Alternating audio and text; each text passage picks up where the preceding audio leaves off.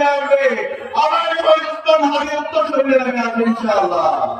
আমি সবাইকে অনুরোধ করবো, আমাদের সবাইকে সজাগ থাকতে হবে, আমাদের সজাগ থাকবে ইনশাআল্লাহ। নির্বাচনের মেকানিজম হচ্ছে আমাদেরকে সেই নির্বাচন, ওই ধরনের মেকানিজমের নির্বাচন যদি করতে চায় আমাদেরকে সেই নির্বাচন রুখে দিতে হবে। আপনারা কি পারবেন ইনশাআল্লাহ?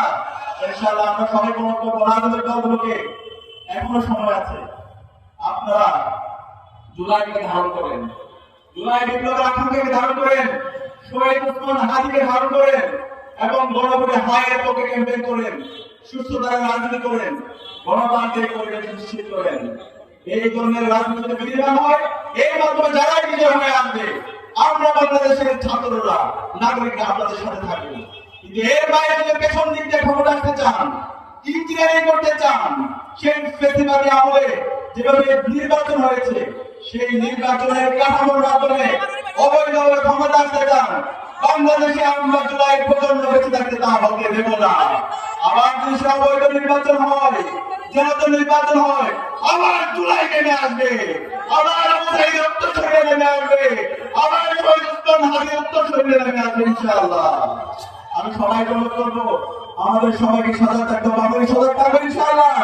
এছাড়া আমরা সবাই একসাথে চলন দিব, না রে থাকবে, না রে থাকবে, দিল্লি না ঢাকা,